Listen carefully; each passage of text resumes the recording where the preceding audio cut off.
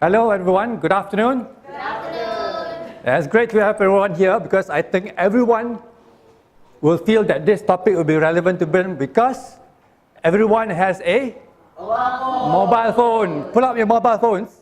Yeah, okay. We can learn something today. Okay, the thing is, AirAsia says everyone can fly. Now the thing is, for photographers, we find that now everyone is a photographer. So that's competition, isn't it? But don't worry.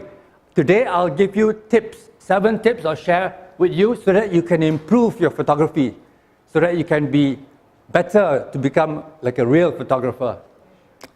Myself, I'm Raja Indra Putra. I'm the advisor for the Photographic Society of Petaling Jaya. In my normal day job, I'm a banker, but for weekends, to de-stress myself, I go into photography. So as a hobby, I've been doing this for many years. So today, rather than bore you with all my corporate reporting talks, we'll be on a more interesting topic on photography. Let's move on. Now, what's the objective for us to take photographs? What is it? Why do you take photographs, Erwin? Memory, yes.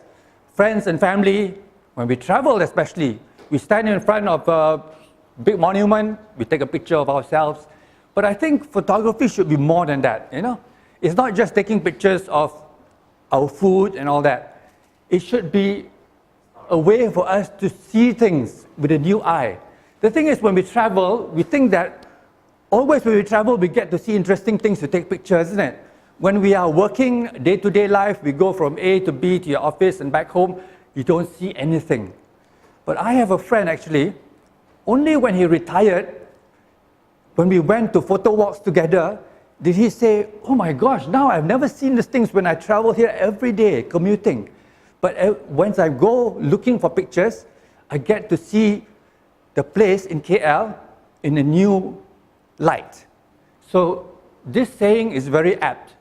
The real voyage of discovery consists not of seeking new lands, like for going traveling, but it's seeing with new eyes. So I hope today, when you go out, with the tips that I provide with you, you'll be able to see with new eyes, observe things differently, to take photographs which are different. Okay? Shall we start? Yes. Okay, let's start with our learning how to get taking photographs. The thing is, nowadays, your handphone camera is very sophisticated. You've got so many functions, isn't it? I don't have 20 minutes to tell you about all these functions. So let's get back to basics. Okay? Get back to basics. Okay, yes. Why? If your lens is not clean, you won't take good photographs. So one thing you can do is to just use your little, yes, this one. Little glass. Yes, even if it's handkerchief, you can use it to wipe your lens.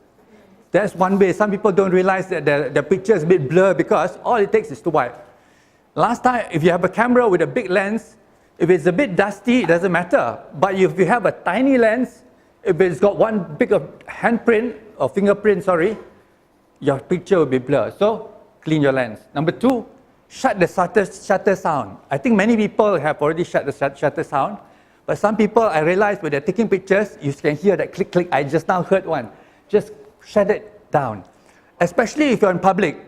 When you're taking pictures, it will distract people. So shut the shutter sound. That would be a good way so that you'll be able to take better pictures. Okay, let's get on to the basics. How do you stand and hold your camera? So which one of these are you? Okay? Are you a tourist, art graduate, or Asian, as they call it? You know, doing like this and all that.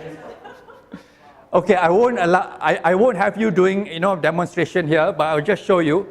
I think the best way, the thing about photography is that you want to be able to have flexibility. When you are actually dipping like this, you're likely to fall or lose balance. Even standing as a tourist, this is only one angle that you're having. What you want to do is have flexibility. The Asian one is probably almost there, but he's doing it like this, You don't have stability because, you might fall if you. So the best pose that you can get is to get 1 foot forward and 1 foot back. This way you'll be able to get a high view and get lower view. You see how? Get low view like this. You're very stable, isn't it? Not like Asian, you tip out. So you have a low view like this and a high view. And you can actually tilt this way by having your leg forward and backward. All right? Now next. Yeah, don't go like this. This is a bit too low. Okay? This is ultra Asian. But actually, you know why? Because they're probably photographing a model. You can see her heels there, a bit there. So don't do this. All right, how do you hold your camera? I think many people tend to know that, one, you don't hold it with just one hand taking pictures. If you do need to hold with one hand because you're taking selfies, hold it with both your thumb and little finger, your first finger and little finger there. And you have two fingers at the back as support. You see that? As support. Then you can press it like this.